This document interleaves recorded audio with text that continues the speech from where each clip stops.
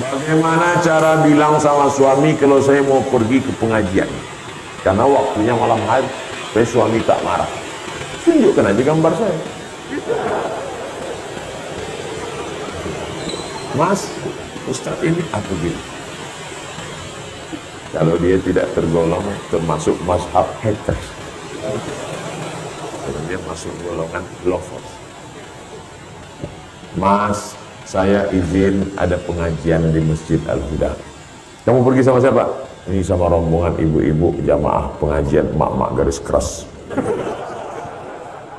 Maksudnya keras berprinsip dalam ibadah, bukan keras dalam hal yang lain.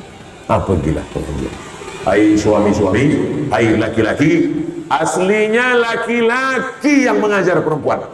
Aslinya laki-laki yang memberitahu perempuan bagaimana sholatmu, bagaimana puasamu, bagaimana qadakmu, bagaimana zakatmu, bagaimana infakmu, bagaimana jilbabmu. Tapi karena laki-laki tidak sanggup menjelaskan itu, maka dia mestinya mengundang pengajian di rumah, di masjid. Dia yang membawa. Ya ayyuhalladzina amanu, hai para suami-suami, qu anfusakum, jaga dirimu, wa ahlikum, istri anakmu, nara, dari api neraka. Suami diberi harta warisan 2 kali lipat dari perempuan. Laki-laki diberikan kuasa, ar-rijalu qawwamuna 'alan nisa, bukan karena Islam diskriminatif, tapi karena tanggung jawab laki-laki yang besar. Siap jadi laki-laki? Banyak sekarang laki-laki nggak siap jadi laki-laki, berotot tapi melambai. Di mana pengajian Masjid Al-Huda? Ini termasuk laki-laki yang tak siap jadi laki-laki. Oleh sebab itu saya bangga malam ini saya sedang berhadapan dengan laki-laki yang sejati. Laki-laki yang sejati bukan otot yang tegap. Laki-laki sejati adalah laki-laki yang menyelamatkan perempuan. Khuliqatil mar'atu min dhila'. Perempuan itu diciptakan dari tulang rusuk yang bengkok. A'wajuha a'laha, tulang rusuk yang paling bengkok, yang paling bagian atas. In afazta aqamtaha kasartaha, tulang rusuk yang bengkok itu kalau kau paksa lurus, dia akan patah. Ini tulang rusuk bengkok. Kalau kau paksa lurus, kalau kau ikut, kau jadi bengkok. Maka pandai-pandailah meluruskannya, ajak dia pengajian, bawa majelis taklim. Kamulah laki-laki yang mesti membawa mereka. Sekarang ada perempuan yang mau pengajian, alhamdulillah. Allah nggak adil Pak Ustaz. Kenapa dia baik dapat istri celaka? Kenapa dia perempuan baik dapat suami tak baik? Husnuzon sama Allah. Mungkin laki-laki yang tak baik itu supaya istrinya itu menjadi baik. Mungkin perempuan yang tak baik itu dijumpakan Allah dengan yang baik supaya mereka baik. Kalau suami baik dapat istri baik, lalu yang tak baik, masa mereka sama-sama dua masuk neraka? Husnuzon kepada Allah Subhanahu wa ta'ala. Oleh sebab itu maka menjadi laki-laki adalah tanggung jawab. Menjadi laki-laki, ibu yang punya anak laki-laki panggil ke sini sebentar nak. Kau menjadi laki-laki ada tanggung jawab di hadapanmu. Kau akan dituntut, kau akan ditanya.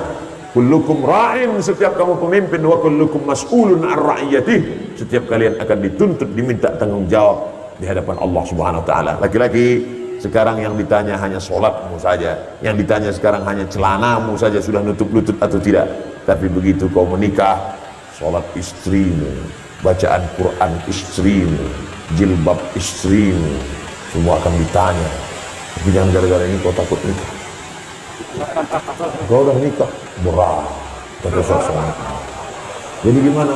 Aku mau nikah sama laki-laki ya. Alhamdulillah. Laknat di atas laknat adalah disebutkan azabnya dalam Al-Quran. Ata'tunar rijala syahwatan min dunin nisa. Kenapa kalian bersahwat melihat laki-laki tapi tidak pada perempuan? Ada laki-laki yang bersahwat pada laki-laki. Lihat perempuan, cuek aja. Bro, ada cewek cantik, cuek aja. Ada anak lajang ganteng. Ja'alna 'aliha safilaha, kami jadikan bagian bawah tanah itu naik ke atas, bagian atas jatuh ke bawah. Wa amtarna 'alaihim bihijaratin min sijilin mamud, kami hujani mereka dengan tanah liat yang terbakar api neraka. Azab bagi homoseksual. Hati-hati LGBT. Semoga Allah menyelamatkan anak-anak muda kita. Tadi saya dapat gambar kiriman, ada anak muda remaja masjid aktivis nikah. Saya buat komen di bawah, LGBT. Apa maksudnya Ustaz? Laki gemuk, bini tipis. Artinya besar, istrinya tipis. Saudara yang dimuliakan Allah Subhanahu wa taala, tak ada makna pengajian kita malam ini kalau tidak membawa perubahan. Betul? Oleh sebab itu kita ingin setelah pengajian ini ada perubahan. Yang sebelumnya tidak sholat subuh, besok sholat subuh berjamaah. Yang sebelumnya belum berhijab, mudah-mudahan dibukakan Allah pintu hatinya berhijab. Yang selama ini masih lagi keluh kesah, selalu mengutuk nasib, mulailah dia percaya kepada takdir baik dan takdir buruk. Mudah-mudahan sesuai dengan tema kita, terwujudlah kaum muslimin ummatan wasatan yang cinta negeri dan tanah air. Amin ya rabbal alamin. Kalau tidak kita membangun bangsa ini, tidak akan mungkin orang lain akan datang membangunkan bangsa kita untuk kita. Usaha sudah, sekarang berdoa, habis itu kita pulang bertawakal. Maka sebelum berdoa kita mohon kepada Allah, bertawassul dengan membaca Al-Fatihah. Saya mohon kepada Ustaz, rendahkan hati. Siapa bilang aku sombong? Rendahkan hati agar kiranya sudi mendoakan ibu saya yang sedang sakit. Nanti di akhir majlis kita berdoa semua, mudah-mudahan yang sedang sakit diberikan Allah Subhanahu, yang sedang hamil supaya mudah melahirkan, yang sudah punya anak supaya anaknya menjadi anak soleh dan solehah, yang belum menikah didekatkan jodohnya, yang belum nikah aja menikah pun. Ustaz, saya minta doa agar anak saya bernama M. Zayyan bisa menjadi seperti Ustaz Abu Somad. Jangan, tak tahan dia. Aku je tak tahan. Kasihan dia. Mintalah seperti Ustaz Arifin Ilham.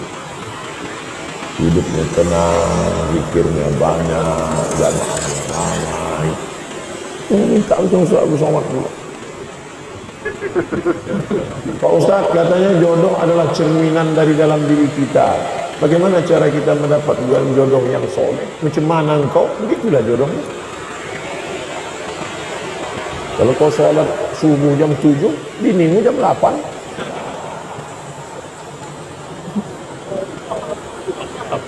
Oh, minta bini yang soleha, kaya, cantik, beriman.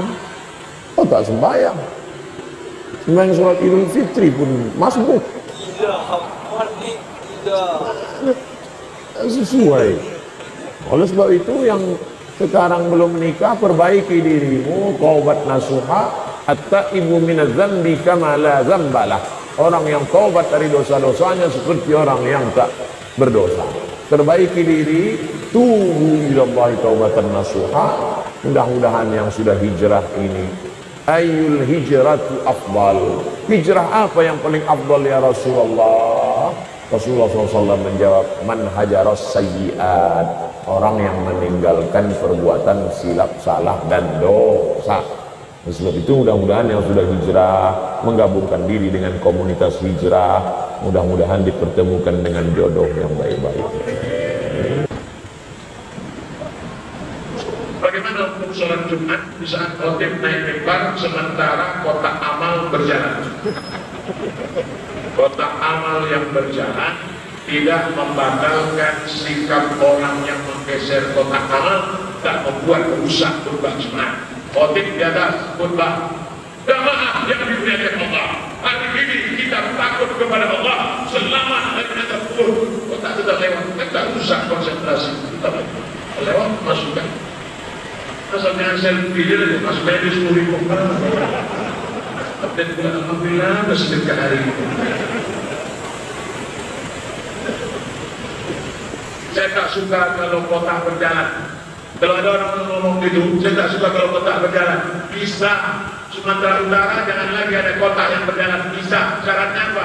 Semua gaji potong atas 2,5%. Setuju? Bisa. Siapa bilang tak bisa? Sangat 2,5%. infak wakaf sodako 4,5%, 5% potong, bisa kotak tak ada berjalan, mengawal 7 orang, tak berjalan bisa. Saya pernah baca hadis mengatakan apabila seorang suami melakukan perbuatan mungkar maka secara otomatis jatuh talak. Bagaimana implementasi hadis ini Pak Ustaz? Mengingat seorang istri tidak mengetahui perbuatan suaminya di belakangnya. Maksudnya gini, man taraka sholata muta'ammidan faqad kafara jihara. Siapa yang meninggalkan sholat secara nyata, secara jelas, secara sengaja, maka kafirlah. Mungkin Bapak Ibu pernah lihat itu di internet. Siapa yang suaminya tak sholat, otomatis fasakh. Pernah baca? Saya pernah dapat kiriman. Sekaligus pertanyaan, Ustaz, apakah kalau suami itu nggak sholat, otomatis istri itu fasakh? Ada namanya tolak, laki-laki mencelaikan perempuan.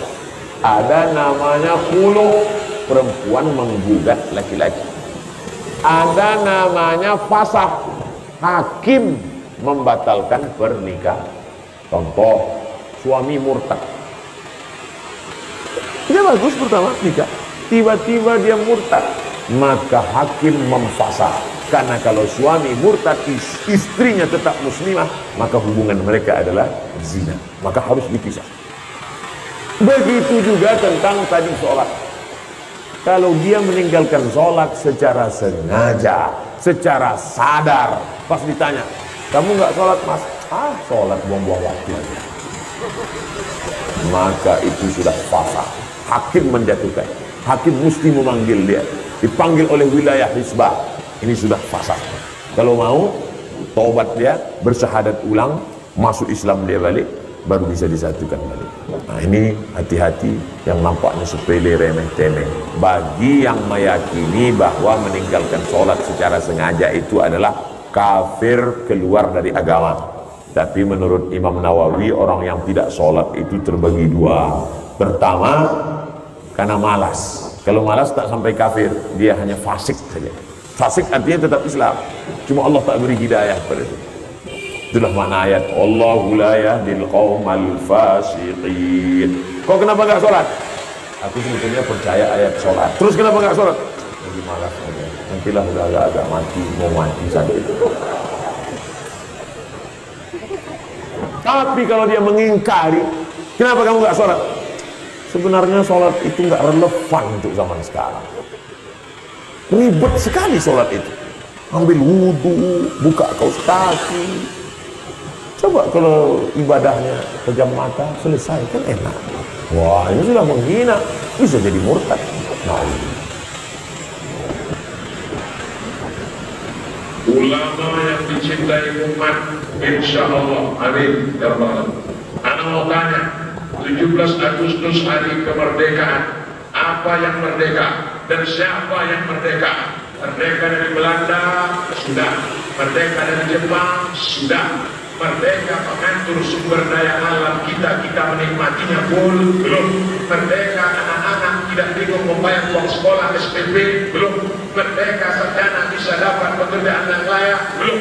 Siapa yang salah? Jangan banyak menyalahkan orang. Kita bangun negara ini bersama, jaga persatuan, jaga ukhuwah, kreatif, wujudkan sesuai dengan kemampuan masing-masing. Pemerintah dengan keputusannya, legislatif, DPR, DPRD, DPD, DPR RI dengan undang-undangnya, dengan perdanya, ahli ulama dengan ilmunya, insya Allah negeri ini akan merdeka. Baldatun thayyibatun wa rabbun. ibu saya mu'allaf Chinese, masuk Islam, menikah dengan bapak saya. Yang saya tanyakan, bagaimana kalau saya berdoa untuk kakek nenek saya yang bukan Islam, sampai atau tidak Pak Ustaz? Maka nastighfaru Ibrahim li abihi illa an maw'idatin wa'adaha iyyah. Ibrahim berdoa untuk bapaknya Azar, mati dalam keadaan kafir, lalu dimintakannya doa. Itu illa am mau'idatin, karena janji saja, karena dulu dia berjanji La illam tantahi wahai Ibrahim, kalau kau tak berhenti mendakwahi aku, menceramahi aku, la arjumannaka, ku lempar kau pakai batu, wahjurni maliya, pergi tinggalkan aku, pergi sana, pergi. Apa kata Ibrahim? Sa'astaghfiru laka rabbi. Ini dia janji, akan ku mintakan ampun kepada Allah atas dosa-dosamu wahai ayahku. Innahu kana bi hafiya. Sesungguhnya Allah mengabulkan doa. Sudah janji, al-wa'du janji adalah utang. Walladzina hum li amanatihim wa ahdihim ra'un. Orang beriman itu menunaikan janji, maka janji itu dia tunaikan. Adapun Ibrahim mendoakan bapaknya itu yang tak bersyahadat tiada Tuhan selain Allah itu hanya janji. Falamma tabayyana lahu annahu aduwwun lillah. Ketika sudah jelas bapaknya itu musuh Allah, tabarra'a minhu, dia pun melepaskan diri. Itu dalil tak boleh mendoakan orang yang tidak ahlul qiblah, bersyahadat asyhadu an la ilaha illallah. Lalu bagaimana kita mendoakan dia? Serahkan kepada Engkau ya Allah. Serahkan kepada Engkau ya Allah. Seperti Nabi Isa alaihissalam, in tu'adzibhum fa innahum ibaduk. Kalau kau azab mereka, mereka adalah hamba. Oleh sebab itu maka kita tidak mendoakan, tak diajarkan mendoakan dalam Islam. Makanya salam pun tidak. La tabda'ul yahuda wan nasara bis salam. Harus sahih. Jangan kau mulai mengucapkan salam kepada Yahudi dan Nasrani. Tak boleh kita mengucapkan salam assalamualaikum warahmatullahi. Karena di dalam itu ada doa keselamatan untukmu, rahmat Allah untukmu, berkah Allah untuk. Tak boleh. Kalau dia yang duluan mengucapkan salam, idza sallama alaikum ahlul kitab, kalau dia duluan mengucapkan salam, faqulu, maka jawablah balasannya wa alaikum, kamu juga. Ibu menyuruh anak perempuannya cerai dengan suami karena pemakai narkoba.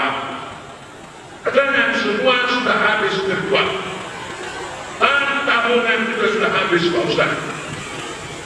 Suami yang memakai narkoba jangan langsung dijudge, tapi ada langkah pertama nasihat, langkah kedua rehabilitasi. Kalau tidak juga mempan, maka perempuan punya wali.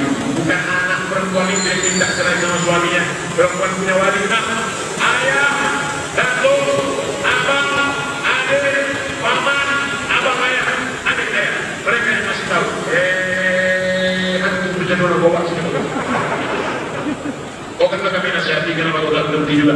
Maka dilapornya ke pengadilan agama, tapi jangan langsung saja nasihat, surat peringatan, dan juga memban, masuk rehabilitasi, sehat 2 bulan kembali, diulangnya juga balik. Sampai tabung gas mininya pun dijual untuk bisa bersama. Ini tak ada gunanya lagi, dipertahankan. Semoga Ustaz selalu sehat walafiat. Ini saya sehat. Banyak orang yang ragu katanya saya sakit. Saya sehat. Jika seorang suami berkata kepada istrinya, saya tidak bisa lagi hidup bersamamu dan sudah tak suka lagi, apakah kata-kata itu termasuk talak? Talak terbagi dua.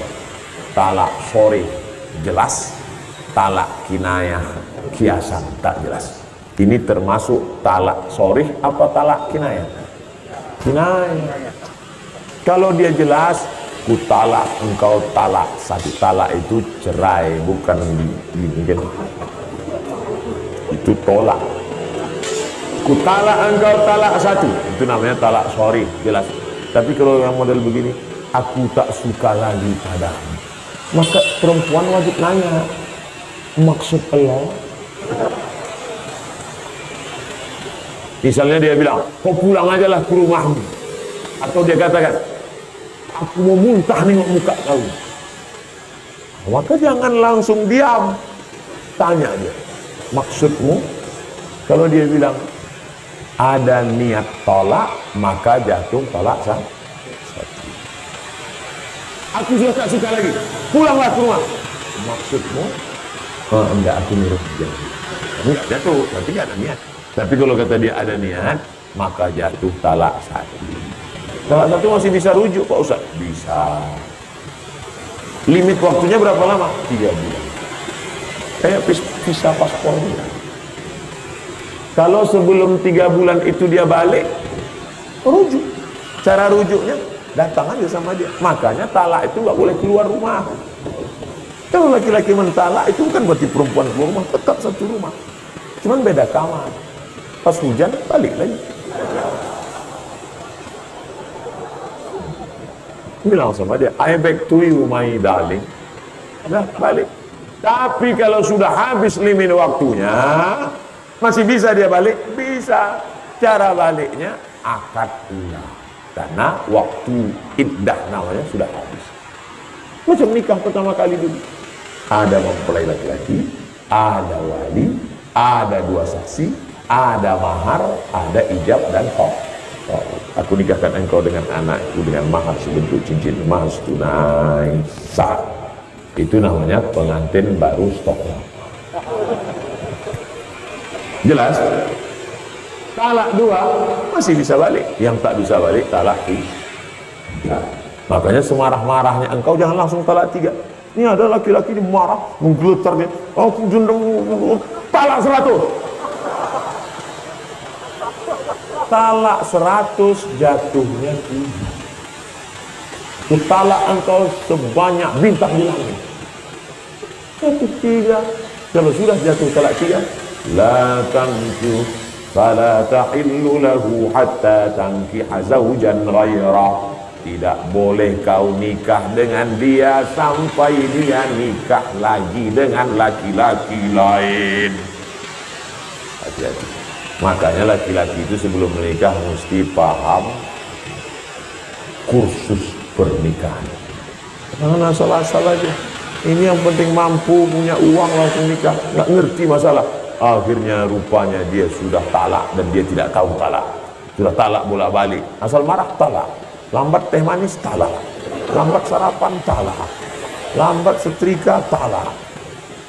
Rupanya anak-anaknya selama ini anak-anak zina, anak-anak zina. Gara-gara tidak tahu hukum talak. Makanya belajar, ngaji. Tapi masyarakat jamaah Masjid Al-Huda ini semua saya yakin sudah ngaji.